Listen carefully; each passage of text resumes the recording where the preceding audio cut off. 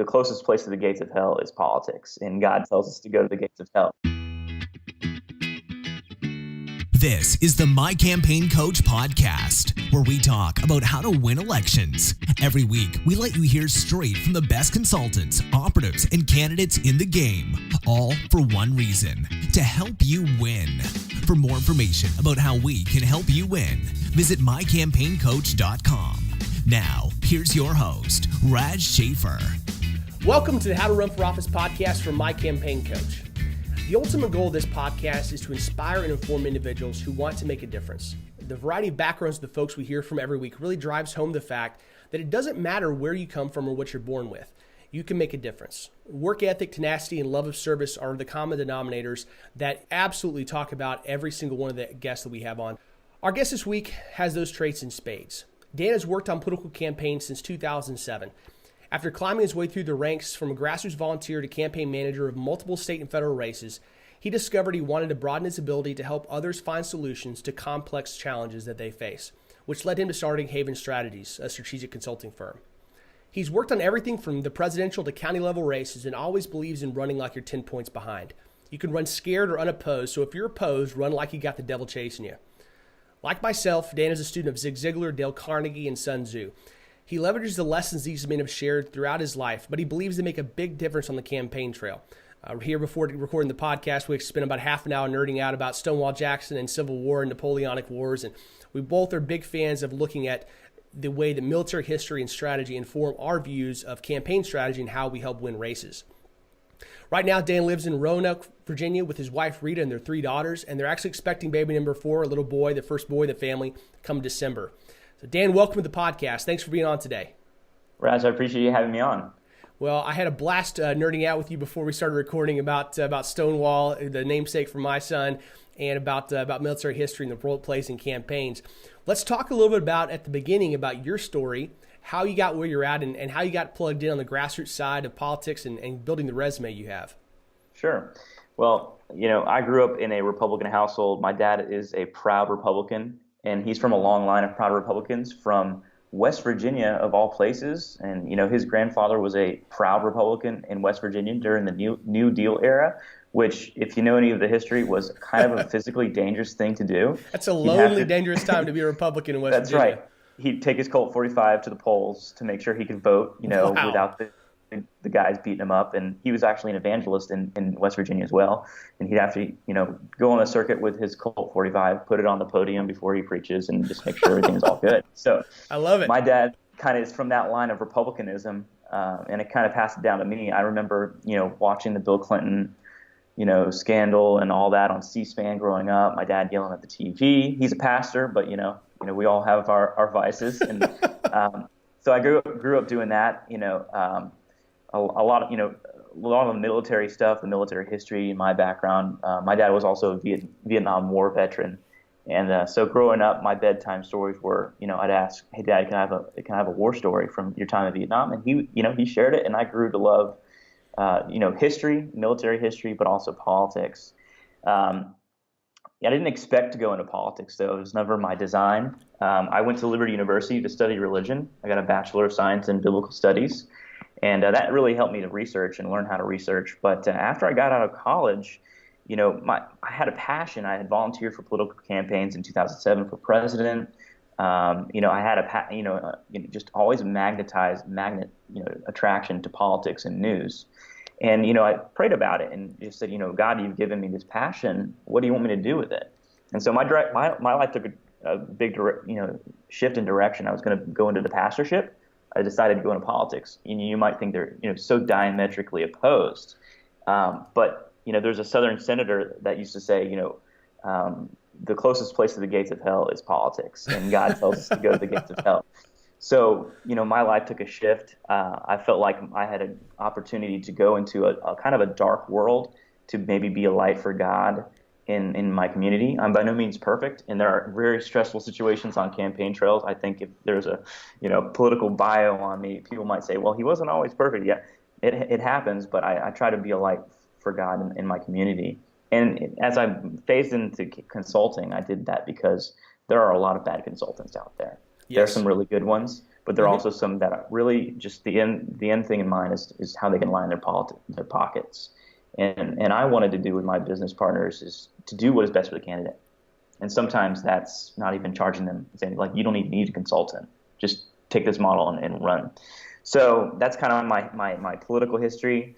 Went to LU, graduated, got involved with the Young Republicans, and then wrote a little bit for Red Alert Politics at the time. And then I got an interview with Congressman Goodlatte's campaign over here in Roanoke. The campaign manager hired me, which I appreciate him forever. He's actually campaign manager for candidate Gillespie running for governor here in Virginia. He saw something there, and I owe him a debt of gratitude for that. So that's how I got into politics. Ran Congressman Goodlatte's campaign, served as a legislative aide for Senator Ralph Smith here in Virginia, and then ran a campaign for state senate for David Suderline, and then started and ran some contested primaries and for Congressman Goodlatte and contested general elections. So that's kind of how I got here and started this consulting firm this year in 2017. So it's a new thing for me, but I'm enjoying being able to sit down with people, and I really found that I just enjoy helping people fix problems. I just get from business to politics, but be able to just sit down and game plan, like, what's your obstacle? Let's strategize over this. So that's kind of my background, my story a little bit.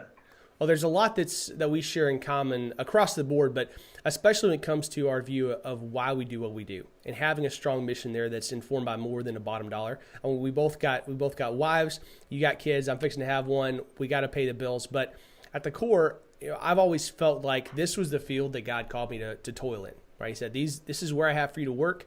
And so, as a Christian, I believe that we're told to shine our light no matter what you're doing, whether you're digging ditches, plumbing houses, helping elect candidates, or serving the ministry. That it doesn't really matter. That's where you're called to serve, and you should reflect your Christianity there in an overt way, just through being different, right? So we should be weird. We should be seen as different by the world around us. If we're not, then we're doing something wrong. And so as such, my goal, if I'm supposed to work in politics, is to be the best that I can and try to have the biggest impact possible. And when it came to deciding about my consulting company and the types of candidates that I would work for, that informed it heavily as far as setting up firm boundaries as far as these are goes and no-goes for me. Talk a little bit about, as you were shifting from working for candidates to the consulting side, it's kind of a recent thing for you. What what types of candidates do you look to work for, and what's kind of the way you view your consulting company and the role you want to play? Well, the type of candidates in terms of a political level, I'm not gonna run someone's campaign that I, don't share at least 80% of their values. If there are some core values, I'm very pro-life. If there's someone, I would never run a pro-abortion person's campaign. I would never run a campaign where someone was just okay with raising taxes.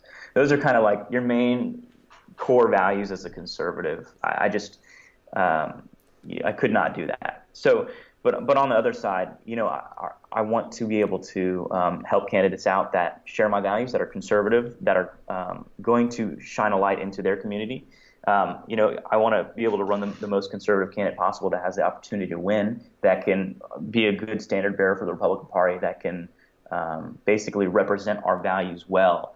Even in losing races, if a candidate reaches out to me and they're in a deep blue district, and they're going to run no matter what, I want them to run the best campaign they possibly can to show those Democrats who we are, make some inroads in this community, and maybe help the top of the ticket out. If we're in a contested statewide race or something like that.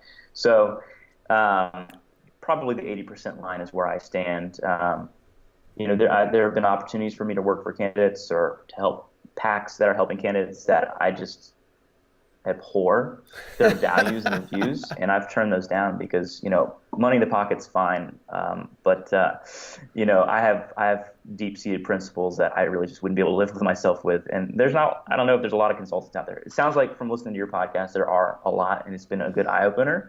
But there are some that I know that would just take. It doesn't matter. They've taken everything from the most far right to the most moderate, the most extreme campaigns that I just probably could never do. But that's kind of, we'll see if it's a good business model. I'll find out. Well, I think that Yeah, one, that it can be a good business model. At least that's my hope. It's worked well for me so far. It definitely I don't know that it gets easier to turn down the money, but I'll tell you what, it sure helps you sleep well at night. Yeah. And knowing that you're doing what you're supposed to, you're not watering down your impact overall by taking the quick buck for somebody that doesn't support your view of where the country should be headed. I feel like you sleep better at night knowing that, and I really think that over the long term, and just kind of talking to the young people that might be thinking about getting into consulting or getting into politics, that plays so heavily in establishing your brand, because you got to have a strong brand, you got to have something that you stand for, and you want to be somebody that when folks look at you and they look at your resume, that they know exactly who you are, they know what you stand for and what you're going to fight for. And thankfully, I was very blessed in the first handful of jobs and bosses from Drew Ryan to Ted Cruz that I worked for. There's not really a whole lot of question. If you're on the liberal side of the party, or you're in the mercenary consulting world, you're gonna look at my resume and know Raz is probably not the guy that we can go hire. And so you're not gonna waste your time. So that means that I'm not gonna be tempted, because they're not gonna waste their time on me, which I found to be very helpful. It limits the opportunities for me to make a mistake when nobody's going to call me about the mercenary side of things. And I think that it helps when you're talking about helping the right people. They don't have to wonder if they can trust you, because the kind of people that I want to work for, that I want to work with, that I want to coach, that I want to consult for, they're the ones that I've been in the trenches with. And so they're going to look at my resume, they're going to look at your background in grassroots, at your motivations for running and the types of candidates that you work for. And it becomes very clear all of a sudden, this is what Dan's all about. And that's what I'm about. And he seems like the kind of guy that I want to work with. Yeah. And a lot of times, it never consciously really did this, but whenever I have an opportunity to work for a candidate, my mind always goes to my wife and my kids. Like, would my wife be proud of the actions and the words that this candidate takes, that I help put forth their message? Are they going to be proud of that? And that's kind of like just in the back of my mind, it's always there. So, will my kids ask, well, Dad, that's on the news, you're working for him, and I've been blessed to work for Congressman Goodlatte for quite a while. And he's just, a really great guy, and he's great friends with the family, and my girls love him. And I kind of want that relationship with all my candidates down the road, just people that, we can have good, positive relationships with, that my family can be proud of, that I'm working for. Yeah, I'm a big fan. A lot of consultants, they live or die by their win rate. As far as that's the metric that they look to as the end all of what they are there to do and why you should hire them. And now, look, I want to have a good win rate, and I think that as you're looking at consultants to hire, win rate is definitely a factor. But the thing that matters more to me is I want to look at the long-term impact, because as a coach, as a consultant, my goal is to get you elected. And that means you're going to be there for a while. And once you got elected once, we know the power of incumbency probably helps you hang on there for a while. What I want to do is I truly judge my success or failure by what you're doing for 8 years from now, what your long-term political impact is, because that's what I'm there to enable. I'm not there just to help you get elected and get that certificate that says that you now are going to get that title. I want to make sure that I'm helping people that have a long-term political impact for good. And I've had failures there. I've helped elect people that a couple years down the line, I see them go sideways and they disappoint me. And like I tell all my folks, when I go to work for them, it's like, look, if all of a sudden you start betraying the things that we agree on, that we hold dear, I will work against you as hard, if not harder, because now I've been betrayed, than working for your race. So know that this is what's motivating me. It's not just the short-term win for you. It's a long-term win for the policies, because elections, the campaigns, those are a necessary evil, right? Because we do this because we want to see long-term policy ends. And that's what we have in common with the folks we work with. And if all you're in it is to win and get the title and get the prestige and those short-term political wins, then you're probably not the kind of person I want to work with. We got to agree on that long-term stuff. There's a notion out there, even in Republican circles, that, you should keep, morality out of politics, morality out of policy. But the truth is, all politics is moral. All policy is moral. There's a moral argument on the left. Raising taxes is good for people. There's a moral argument on the right. Lowering taxes is good for people. Raising taxes harms people. And you can go on down the line all the way to social issues. So politics is moral. and you're putting forth a moral argument. If you're running a good campaign, you're putting forth a moral argument for your candidate. So I can't be with a candidate that I'm morally opposed to. It just Right. doesn't jive with me. And I think the most winning campaigns are the ones that can convey a moral argument, the fact showing that they have a moral high ground. And Napoleon Bonaparte, of all people, said that the moral is to the physical as 3 is to 1. He knew that winning battles, winning wars, the country that wins is the one that has the moral high ground, or can at least give an argument and be perceived as having the moral high ground. And you can see that all through our geopolitics, and it applies to political campaigns as well. So when you're looking at a campaign, so let's say you've taken on a client and you're trying to figure out, your campaign strategy, so your general how you view campaigns, and plug them into that framework. So talk about the framework that you view campaigns through, and what kind of those first steps are when you're bringing on one of these rock star candidates that you're working with. Yeah, so generally I sit down and kind of just get an idea of who they are, what's their story, because if they're going to be in politics, and politics is telling a story, they need to be able to tell their own story. So if they have a compelling story, I want them to just hear what they have to say and get a jive, what their values are and what their background is. And, if I really like them, I think, all right, let's game plan this out. And then, basically we start, in terms of game planning, I start with election day. How many this is the nitty gritty stuff, Yeah. but how many poll workers do we need? And when's the last mail piece need to go out get out the vote? How many volunteers do we need the last 10 days? And you work your way back. Mm-hmm. When do we need to go up on TV if we're doing that? All the way back to the beginning. And the beginning is, it's 4 boxes. And they teach us at the Leadership Institute. What is your message about yourself? Mm-hmm. Yeah. What is your message Leesburg about grid. your opponent? The Leesburg grid, exactly. What is your opponent's message going to be about you? And what is your opponent's message going to be about themselves? And that helps you framework everything. And so they tell you at Leesburg grid, put down 3 or 4 main points that you're going to talk about yourself. If you're going to talk about your candidate, which sometimes you don't need to, if you're an incumbent especially, and you're well ahead, you don't even need to talk about your opponent. But in what ways are you going to compare yourself to your opponent, and so on and forth. So getting your message down, getting your history down, that's usually the first meeting, and I lay out kind of how much we're going to spend, and what technology we're going to use, what outlets are we going to use to get your message out. And primaries and general elections, it's a simple formula. You create a vote goal based on the historical data, and you want to get as many IDs compared to that vote goal. And that's really it. How are we going to get positive IDs? And there are a lot of campaigns out there that are very inflexible and one size fits all. But a campaign in Northern Virginia is going to be different than a campaign in Southwest Virginia with the mountains. If we got to get IDs at football games, we're going to get IDs at football games. If you get them door to door, you're going to do it door to door if that makes sense. And so that's kind of like what it all comes down to. And what I usually tell the candidate at the end, when we've got a full team, I tell the candidate, you need to be doing 2 things: talking to as many voters as possible and raising as much money as possible, because you can't save the world if you can't pay the rent. Yep. And a lot of new candidates don't enjoy raising money. I don't enjoy raising money, but it's a discipline. It's a discipline thing. You have to discipline yourself. And so when I'm looking at a candidate, I see, are they going to put the work in? Are they going to have a good, strong message? And are they going to kind of listen to what I say to some extent? Because the best candidates I've ever worked for are the ones who say, okay, am I doing what I need to do? What else do I need to do? And the ones that constantly learn. And Congressman Goodlatte, learning under him, he is pretty much your ideal candidate. You never have to write a speech because he's just got it in his mind. But more than that, he's disciplined. He raises the money he needs to raise. You don't have to ask him to do it. And he goes where he needs to go. And after every single event, he says, what can I be doing differently? And so you want a candidate that is teachable, disciplined, and is going to put the work in. I think those are the 3 criteria for candidates.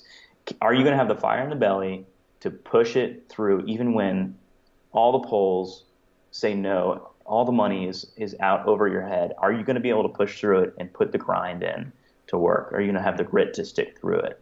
Because there's some really dark times on campaigns, and sometimes it's in your head. You're just looking at tea leaves, and it's all in your head, and that gets you down. But you have to have a candidate that can push through that.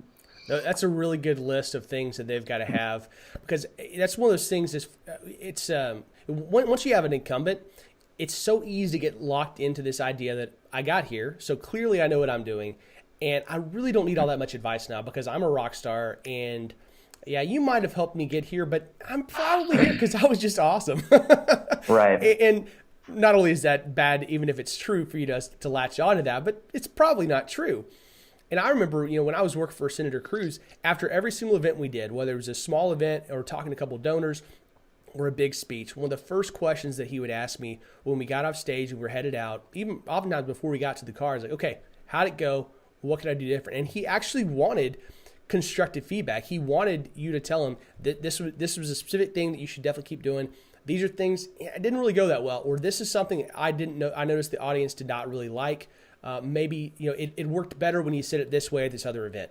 And he wanted that feedback because he understood that, one, we were hearing his stump speech more than about anybody, and we could understand the dynamics of the room, and we could view things from off the stage in ways that he couldn't see.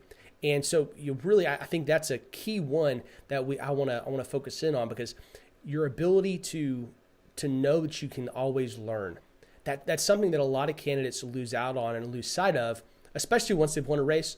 But it also helps me understand whether I want to work with somebody or not, is if they're willing to take criticism and understanding how they take it. And sometimes I'll straight up ask them, it's like, okay, so when someone tells you doing something wrong, what's your natural reaction?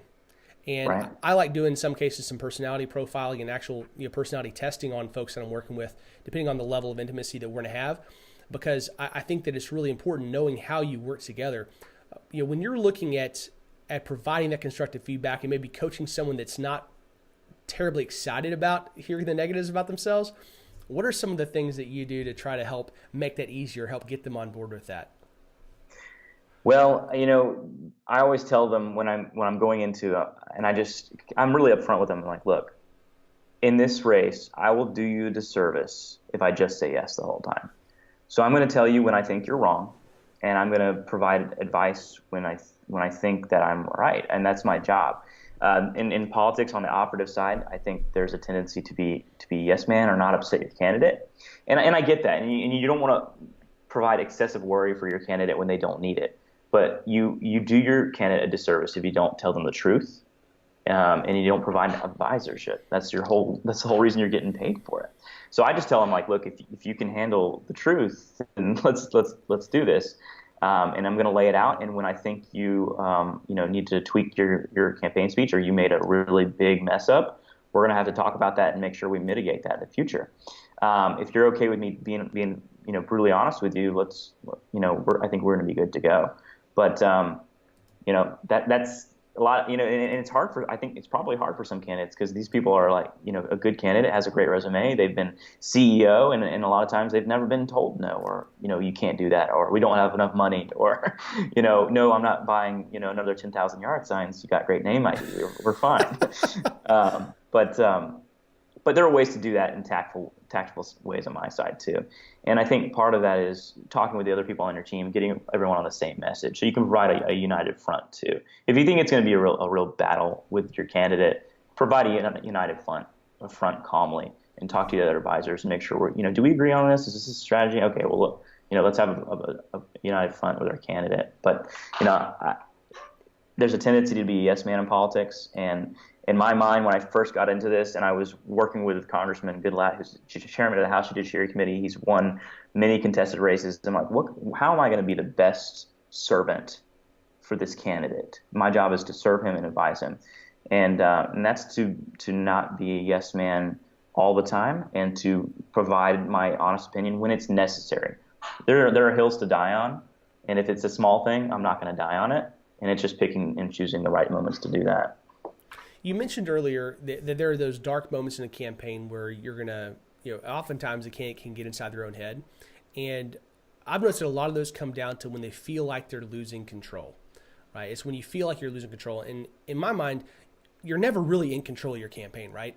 You can control some variables. You can basically control how much you work, right? How little you sleep, how hard you work, how many doors you knock, or how many donors you talk to. You can control variables. But a lot of it comes down to, I think, understanding at the beginning, you don't actually control this, and having a checklist of what you're going to do when you start feeling that gut check, when you start feeling like you're losing control. right? Mm-hmm. I heard one time some older folks talking about how, slipping and falling in the bathtub or falling at home, it's not the fall that gets you, it's what you try doing to stop the fall, right? It's the flailing around and when you pull the muscles, it's the reaching out for something that's not going to hold you up, that's going to make you get smacked in the head. What do you do when you're talking to these candidates and saying, look, here's what you do when you start to feel that churn in your guts that says you're losing control? Right. Well, my advice for candidates is to, no matter what, even if you're in the best district possible, run like you're 10 points behind. So from the get-go, you should be running with all of your strength and doing and hitting the checklist, getting around your district as much as possible, talking to as many voters as possible. When you go stop for McDonald's for lunch, shaking hands of everybody in that McDonald's, and then asking for the money and making those fundraising calls. So that's what you should be doing all through the campaign. And so when there's a dark time or we feel like we're losing control, we just have to take a step back and say, look, what are the fundamentals? Let's do a check on our fundamentals. How are our IDs? Our IDs are great. You've been getting around the district fine. You're doing everything that you need to be doing. There's nothing else we can do. And if we try to flail, that's kicking a barking dog sometimes. And, in campaigns for war and campaigns for politics, the way you win is to dislocate your opponent psychologically and physically and force them to take a decision that they shouldn't necessarily take. Right. And so sometimes we have to take a gut check. Are we being forced to make a move when we shouldn't be? So here's the fundamentals. Does this line with the three things we need to be doing? It doesn't. Is it going to gain us any votes? Is it going to change anybody's opinion? Okay, we're not going to take that decision. Mm-hmm. We're not going to move that direction. And it's just sticking to your message. Campaign communication, just sticking to your message and repeating it. And you have to take a real long, deep, patient look. If you're about to respond to something or say something or try to do something, if it's outside of the parameters of our message that we put in place 6 months ago. And if it is, we have to take a long, calm look at it and think. I sometimes think overnight. In politics, speed is everything, but sometimes it's good to take a moment and just take a breath and say, look, our fundamentals are good. We don't need to do that. Yeah, I think that's one of the most important roles that a consultant or an advisor plays, is making sure that you're not taking rash action. Because the candidate, they're out there talking to these groups, and I can't tell you how many times I've heard from a candidate they've got back from some town hall or from some coffee meet and greet, and their hair is on fire about something specific. And they're like, we got to get a statement out on this, or we got to go do this. They just told me that this is why we're going to lose. If we don't do this, we're going to lose this county. And you look at it and say, okay, let's pause for a second. Like I said, how are our IDs? How's our dollars? Are we staying on message? And if you're staying good with these fundamentals, then you don't need to get rushed off of that position, because it's just going to distract you. If your campaign's running well, don't get pushed off target by the little things. Mm-hmm. And especially don't do it without forethought, because sometimes you do get there's a lot of good information you can get through those mediums. And sometimes it's stuff that it actually does change the direction you're going. But you gotta push pause and say, okay, like I said, speed is everything, but waiting a couple hours to come out with a well thought out response versus taking quick action, there's a qualitative difference in how you're going to be able to keep your campaign running in the right direction. And sometimes taking that little bit of time is really, really, really, really important. Right. And one of the things I've noticed is that, especially when you're talking about, especially below the congressional level, but even some at the congressional and presidential, it doesn't take long to look back through responses to different things that happened on the presidential campaign trail last cycle in 2016 to say, you know what, this is something they should have waited about 2 more hours on. They should have had a little bit more time to think and let this thing rest before they took action on it. Yeah, and it's hard because in that environment, especially, the press was in a frenzy, as they kind of are now, but the press was in a frenzy. And so anytime that President Trump would take an action or make a statement, they would be pushing and pushing and pushing candidates to get a response. You haven't responded. But our view was to take some time and assess the situation, find out the facts. Are these reports true? Okay, well, then what's our response? So, Dan, one of the things that I love spending time on is how do we increase the efficiency of a campaign operation, whether it's through design systems and processes or through just kind of braining people with the idea that we need to be saving time and saving money at every possible opportunity, whether that's the candidate's time, staff time, volunteer time, just making efficiency a core value of the campaign. I know that's something that's really important to you. Talk a little bit about how you do that, how you embed that in the campaign, and ideas for how folks can actually save that time. Yeah, I'm a huge kind of efficiency nut. I like to, even down to like, let's go to the park, kids. What's the fastest way to get there and the least amount of time? And can we get our shoes on within, like all that stuff. Like even with my wife, I get frustrated and she's like, "What's wrong?" I'm like, that was just so inefficient. So applying that to campaigns, I think I basically just drill in the principle. And different campaigns require different processes. But if on a congressional campaign, if a field director or something asks me, I want to go deliver these 50-yard signs to XYZ, I'm like, okay, well, what can you do on the way to fill in that time and make it efficient? What stops can you make? What can we build into this plan to make it the most bang for your buck? Okay, since you're going there, so and so needs something. Good to have a meeting with them. Do this, do this, do that. Because if you're taking any time away from contacting voters, it needs to be very valuable time for field staff. And it's the same for the candidate. So for the candidate, when he's driving, he or she's driving, okay, or being driven, what can you do in that meantime? Well, there's a good opportunity for you to make donor calls, check in on emails, and read this report that we just wrote for your upcoming debate and get prepared for your debate. And just filling in that filler time. And so for myself as a operative, I'm all about filling in time and not having any useless time. What can I educate myself on from this drive, this 2-hour drive from here to here? And that generally is some kind of podcast or something that can, stimulate my mind and create ideas and stuff that I can, fill it with useful time. Because you don't have a lot of time in the day. Right. And especially in a campaign, you will pray you had more time, and you never get anything you want done in the last 10 days especially. So when you're trying to increase this efficiency of the campaign, one of those things you can do is by starting out with a really good team. And there's a couple parts to that, right? There's the kitchen cabinet and the internal advisors that are helping the candidate and helping you and helping really try to make sure that bubble never really forms on the candidate. And there's also the people that you bring onto the campaign as far as the staff side. And staff, I use it loosely because in smaller campaigns that they might be actual volunteers, but they're the dedicated people that day in and day out are part of the campaign team. When you're looking at how you're trying to frame that kitchen cabinet and the internal advisors that are part of that team, what are some of the things you advise a candidate to do? Like what kind of people, how should they start out by building that? Right. One thing I'm a big believer in is that you don't have to be a political science major or master's or even any higher education to be a good, successful political operative, field worker, advisor. The two biggest things for me, when you boil it all down for campaign staff, is their attitude and their work ethic. Are they going to have a positive attitude? Because campaigns are draining, they're highly stressful, and if you have someone that has a negative attitude from the get-go, it is going to be cancer by the time you get to election day. Absolutely. And that's my biggest thing. I personally cannot stand complainers because really, everybody has it worse. I can't stand complainers, and it has a really bad effect on the entire team.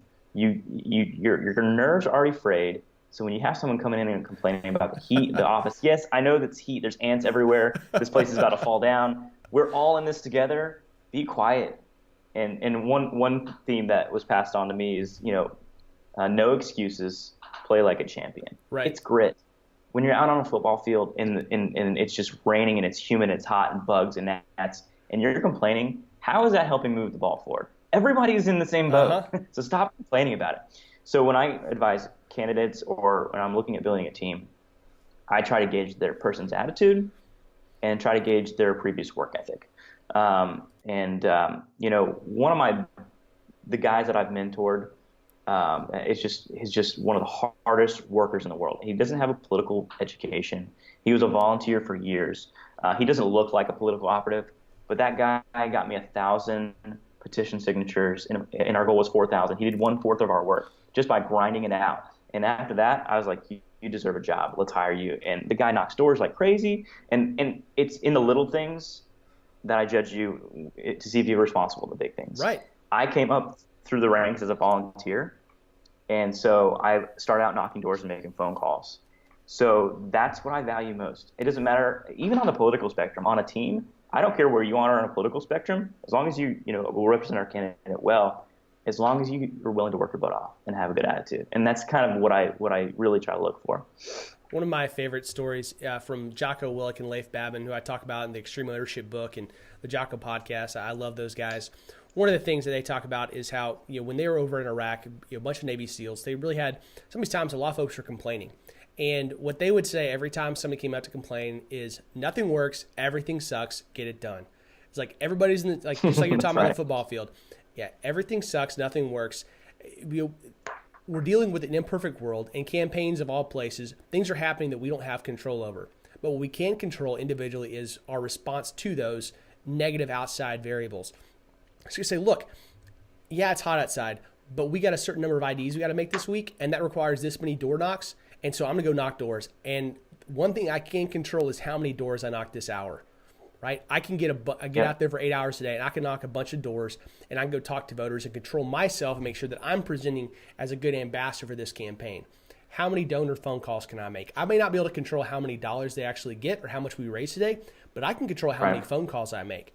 So you look at those variables you can't control in those moments, because there are those dark times when you're going to get really frustrated and the campaign's not going the way you want it to. But what I always do is say, look, I first take a breath. I say, okay, I'm going to disengage. I'm going to get a little bit of perspective. What is it that's bothering me? I say a prayer. As a believer, I'm like, look, God's guiding this. He's the one that's in control. I'm not. So I'm going to ask him to help me come to terms with the fact that I'm not in control. I say, what can I do to regain some composure and make a difference? I'm going to literally take a physical break from whatever engagement I'm in. So I'm going to break contact, because I feel like I've been ambushed, right? So the first thing you want to do, once you're able to, is break contact with the enemy. So if it's a phone call, if it's my computer, I'll back away from it. I'll put it down, turn it off, say, okay, what's the actual problem here? What do I know to be true? And what's the actual difficulty we're up against? Because as we talked about earlier, when you're reacting in a way that's not planned, that's not appropriate, you're oftentimes going to get yourself in a bigger mess than you were in the first place. So you want to be making sure that you're not being moved into a worse position. So by taking a little bit, looking around, taking a breath, and then prioritizing and executing the things that you got to get done, that helps so much, or at least in my experience, it really helps me on an individual basis in my business and politics and campaigns and my family.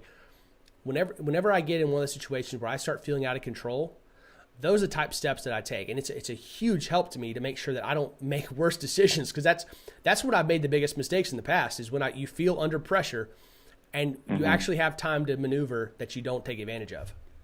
Yep. One of the quotes that sticks with me in all of this is by John Quincy Adams, I believe. It's duty is ours and the results are God's. Yeah. And that basically takes the pressure off. Do what you are able to do, and the strength you're able to do it, and don't worry about the results. And on a campaign level, for staff, it's just do what I tell you. Don't worry about the rest. We have a plan for all these. You just need to, don't worry about the other stuff. You do what you need to do and what's in your power. You don't worry about this extraneous stuff. That's my job to worry about that.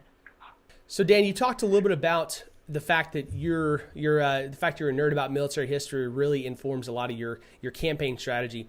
Share a little bit about some of the favorite places you've gone to. I know you love some Sun Tzu. I know you love reading about Napoleon and the Civil War. Talk to me a little bit about some of those things, the areas of military strategy that have informed your view on politics. Well, Sun Tzu is foremost. I read Sun Tzu before every campaign, so I don't know how many times I've read it, but I have my copy is written in the notes and all over the place, and there's just so much wisdom there for political campaigns. Even you would think, what is this? Ancient text. How is this helpful for campaigns? There's quotes like, "Supreme excellence consists in breaking the enemy's resistance without fighting." So you want to win the battle before the fight even comes. What does that mean? Maybe for an incumbent candidate, it means raising a crap ton of money before the election cycle to make it, look like someone doesn't want to go against $1 million war chest. And so there's a number of things in Sun Tzu's teachings. But there's also a book on strategy by a guy named Liddell Hart, and it's a straight up military history book, and it talks about applying strategy to your campaigns. And one of the things that I've taken and tried to apply to campaigns is Basically, it's a quote. It says, "In campaigns, the dislocation of the enemy's psychological and physical balance is the key to victory." And also, part of making your opponent imbalanced is he has a quote that says, "The shortest way home is the longest way around." What is the most indirect path to get from point A to point B? And why is that important? It's because it will dislocate your opponent. They will not expect you coming from that example. And what the dislocation is meant to do is to create an action that your opponent will take that does not serve them well. Force them to make a decision that is not in their best interest. Force them to react to something that you're going to do or that you've done that does not line up with what their campaign message and strategy, the pillars of their campaign is. It also helps you defend yourself as a political operative, as a candidate. Okay, this kind of came out of left field. What do they want me to do? Right. How do they want me to react? Okay, I'm not going to react this way. I'm going to turn this around and react in an unexpected manner. So that's, the kind of stuff that I pull from, Napoleon Bonaparte, talking about the moral high ground. And that guides the candidate's message, because I believe the candidate that has the message that is a moral message is the candidate that's going to win. And that can apply to taxes and economy. It can apply to the most unusual things that you wouldn't think are moral argument. You think anything a moral argument, because in my worldview, everything is a moral argument. Lowering 10% taxes in Virginia is good for people, because that means that families and providers don't have to spend as much time away from the home, and they can be with their family and inculcating values into their children, and the children become better citizens. That's how you make taxes a moral argument. So that's kind of the military strategy that I've taken and tried to apply to politics. Well, and that's one of those areas and one of the reasons why it's so important to take that breath and to assess the situation before you react, because oftentimes the idea is that your opponent wants to put you in a position where the most comfortable and natural reaction is the one that they want you to take. And so that by default means that if you're under pressure and you're looking for that opening, it's going to be a trap. And so whether you're planning out how you're going to try to move your opponent off of their comfortable position and where you want them, or when you're trying to analyze in your reactions to them, sitting down and thinking through a couple moves of how this is going to play out. What are they going to do if I do this? They've put me where this is the most comfortable position. What are my other options? And actually understanding what they are, and then say, okay, based on these options, let's start drawing out what the potential outcomes are. And very, very quickly, if you just take that breath and put a little bit of forethought into the possible actions and reactions and where it could lead, you're going to get much, much better at not putting yourself in bad situations. Yeah, don't kick every barking dog is a public policy law from Morton Blackwell. You don't need to stop to kick every barking dog.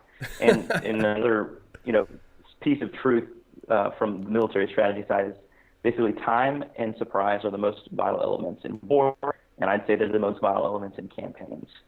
Sometimes you need to react quickly. You need to be flexible enough to react quickly, and sometimes the timing is better to be delayed, or to see something is going to gain traction to it, whether even to respond to it or not. But surprise is very crucial. And we've seen that, honestly, in President Trump. You can say whatever you want about who he is, but during the campaign, it was surprise, surprise, surprise, surprise, surprise. And you could just see that Hillary Clinton was totally psychologically unbalanced. The whole campaign was unbalanced. They had no idea how to react to this fire, from the other side. And there's a lesson to be learned there. Yeah, I mean, he surprised plenty of people within his own campaign at times. We had Teresa Hong, who was his digital content director, on a few weeks ago, and one thing she talked about was that they were planning out their all their rollout for Mike Pence as their VP, and how he totally went and kind of had a Leroy Jenkins moment and just went out there and tweeted it out even before they knew it was going to be released. And that really changes because of his willingness to engage and to surprise people and to do things differently. It really changes the way a lot of people got to fight back against him, those that want to, because it's not playing by the same rules as you would expect. Right, and it's also changing the way how the press responds. They still don't know how to deal with the surprises, and you can tell that the press is unbalanced as well. That's exactly what you want out of your opponents, out of the people that you want to move them in a direction that you desire, and having them unbalanced. In this case, that helps President Trump, right? When he likes having the media unbalanced and acting in an imbalanced form and fashion, because that helps the narrative, help propagate the narrative that he wants to be, being ingrained. And so he's getting exactly what he wants from a lot of these folks every single day because he just simply has them unbalanced. In military, there's very clear dividends that get paid by that. You have a lot higher error rate on your opponent when they're reacting than when they are forcing you to react. Now, as we're nearing the end, one of the things I want to do is spend a little bit of time talking about specifically the end of a campaign. So you talked about how that's where you start your planning. It's also some of the most important time. It's where you're spending most of your money. It's where you're actually determining whether folks are going to turn out to vote. So what are some of those things that you recommend folks put in place at the beginning that's going to help their campaign at the end? So talking about their poll watching operations, your get out the vote program, what are those things that you got to get right at the end of a campaign? I think part of that is putting clearly delineated goals for your staff to meet, that they know the entire election. We need 50 volunteers in the last 72 hours to be out knocking doors. We need X amount of poll workers inside the polls. We need X amount of poll workers outside the polls. Putting those goals in place, because you don't know, where you are. You don't know where you're going until you know where you are. So throughout the campaign, they can know that they have an end goal of this amount that they need to reach. For the candidate, we know that we need to be raising X amount of money by 10 days out so we can hit our spending that we need to spend on mail, TV, radio, etc.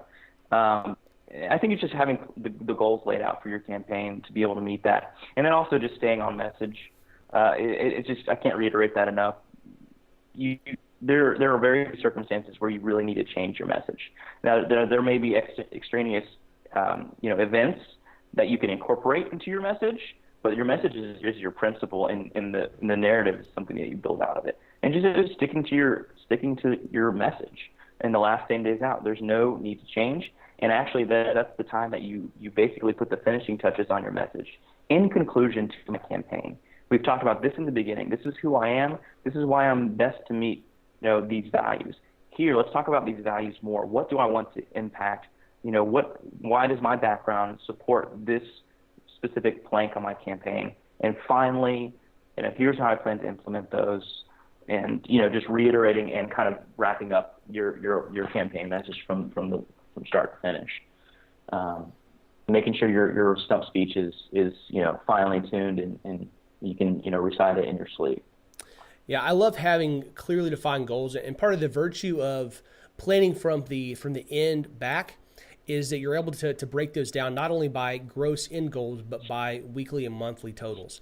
By actually having a planned out budget, by having your planned out ID, persuasion, and get out the vote strategy, and having numbers attached to that, you can know week to week where you're measuring up.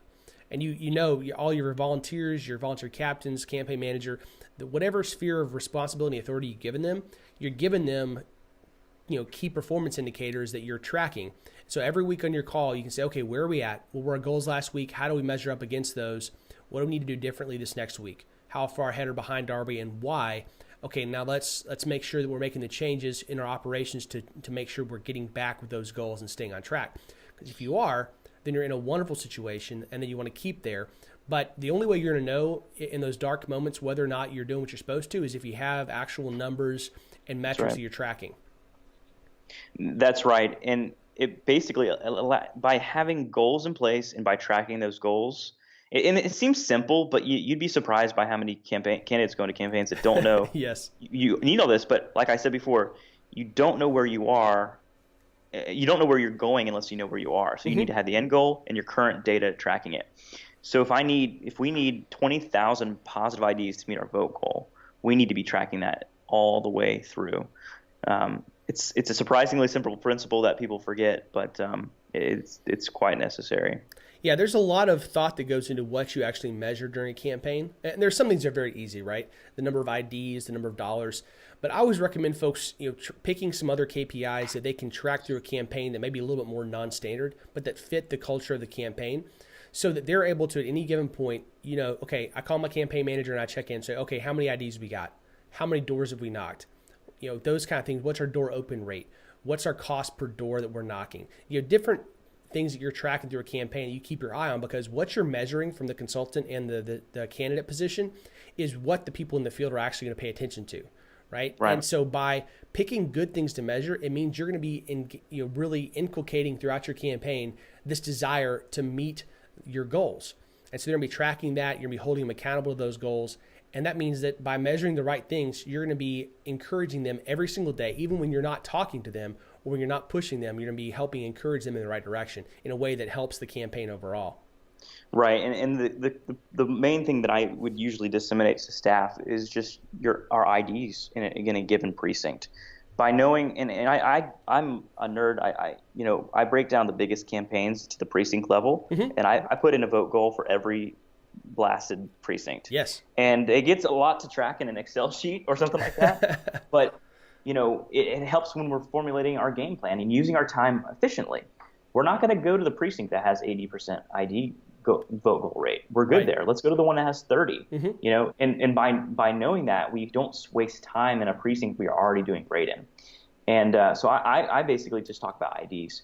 And a lot of campaigns focus on doors, and a lot of times I feel like that having the doors knocked number is a way to help inflate things in your standing with your candidate. Right. And just some staff I've noticed, I don't care about the doors necessarily. I mean, it's good that we're leaving literature at this, and how many people to talk to. I care about the IDs because you can go out and knock 500 doors and get 2 IDs, and you had a terrible day. Yes. You can go out and knock 100 doors and have 90 IDs, and you've had a much better day. I care about your efficiency rate on the IDs to doors, and then also by having that tells you if you have people that are faking the numbers and things like that. But the main thing is actual, real, positive IDs. And it also includes, just trustworthiness. Like I tell my staff, if they're door knocking, if their job is to door knock, look, whatever you do, if you're having a hard day, if you feel like you can't get out there, don't give me false information. Yes. You would be doing more damage to this campaign by giving me false information if you just went and slept on your couch. So go grab a burger and take a break if you have a temptation to give me false information. Don't even think about it, and let's talk, because I've been in situations where a staffer was faking doors all election until a month out from the election. Wow. And it's just a gut check. You find out that they were at their home plugging in the data from their phone. And, great thing we have geotagging now. You can check that. But, it's just a gut check because all of your data is suspect from there on out. And you got to go in and rehash everything. It's double the work. And it's basically it's the field staffer stealing from the campaign and just being completely untrustworthy. It's extremely damaging. But, I like to share our current data in a staffer's given area so they know where to be most efficient with their time. Yeah, I'm always a big fan of tracking that stuff carefully and letting folks know. I every time when I'm hiring a team of walkers or hiring a campaign staffer, I tell them that same type of thing. It's like, look, there's nothing that's going to come of good if you lie to me. At any point in the campaign, whether it's about data or anything else that you're doing, be honest with me. I've worked campaigns. I know stuff happens that is not according to the plan and that things are not always going to be rosy. But be honest with me, because here's the thing. You're going to get caught. You're going to get fired. You're going to never get a job again in politics. It's like you're here because you have the potential to make a big impact, and I want to see that happen. I want to see you win individually, and that this is going to work out to be a good right spot in your career that's going to help you get further down the line and make a bigger impact. That's what I want out of you working for me. But I can't do that if you lie to me. And so never let anything, just know this to be true, that if you ever have that lesser angel, that little devil on your shoulder that's telling you, hey, it would really be a lot easier if you just kind of stayed in your pajamas and sat on your couch and did this today, let me know that. Just let me know, say, hey, I'm feeling a bit tempted right now, and this is why. My girlfriend just broke out with me, and so I'm kind of down right now, and the last thing I want to go is put on a smile on my face and go talk to voters. Right. We'll find something more productive you can do. I'm completely open, fine with it. Yeah, we've all had those things happen on a campaign. We're like, this is outside of the campaign, or it's like, hey, somebody just reamed me out, and my confidence is low right now. I could really use something else on my to-do list that doesn't involve talking with people, or maybe I can't get my head straight to write to do the copywriting for this week's blog post or press release. let me know that. I mean, we're a team, we're going to work together, and stuff happens. But if you lie to me, that's one of those things that you're just not going to come back from. So Dan, tell me a little bit about Haven Strategies and what you do there for candidates, and what folks can reach out to you for help on. So Haven Strategies is a group of friends of mine that we started this business, and we help any candidate from point A to point B, and it really doesn't matter where we're pretty much a full service consulting firm, and so we can run your whole campaign, be a general consultant, or we can do just your digital strategy. I've got a business partner who is really kind of a guru on the political digital side. We can build websites. We can do video. I mean, we do pretty much everything. We do all this for businesses too, if any businesses want to expand their marketing. So we pretty much cover the whole gamut. Wow. My specialty is strategy and general consulting. But we can advise on. We've got a good team where we have each a strength, and we can advise credibly on pretty much anything. So not to speak too highly of ourselves, but I really think we have a great team, and they've all kind of been up through the ranks, similar to my story, just as volunteers and then into paid work. So we do specialize in digital strategy. A lot of people have been reaching out to us for that.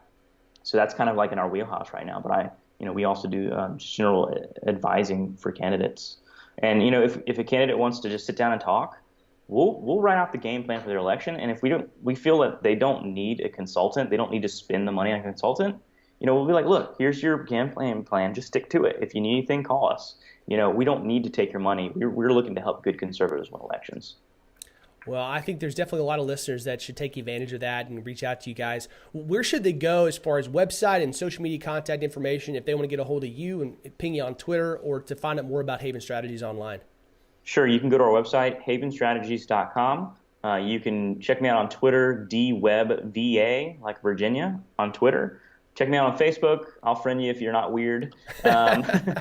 And, you can email me at dan@havenstrategies.com. So those are all ways you can submit proposals online. You can use the contact form. Feel free to reach out. We love talking with folks, and we love learning from other folks too. We're constantly trying to learn new strategies, new technologies, to be on the cutting edge, to be able to service our candidates to the best of our ability. I love it. Well, Dan, thank you so much for coming on the podcast this week. You've shared some awesome information. I think two of the biggest takeaways are talking about the fact that all politics truly is moral. It all comes down to what you're doing and why. And I think that it's really particularly powerful when you make a moral argument about policy. And the second is just looking at your background, the same one that we share, saying, look, you don't have to be a political science background guy. You don't have to have that master's degree in campaigns, elections to be a campaign rock star. And we each know a lot of people that have come up through the ranks through various different backgrounds and have had a huge impact on politics and on elections. And I hope that our listeners will take both of those to heart. Y'all, thank you so much for listening and tuning in today. Make sure you go and check out the Facebook page, our website, mycampaigncoach.com. And I'll particularly love it if you would leave a review on iTunes. I always love hearing from listeners, and the feedback is much appreciated. So thank you guys for that, and we'll talk to y'all again next week. Please subscribe and rate us on iTunes to help spread the word. We'll be back with you next week with more campaign insights from My Campaign Coach.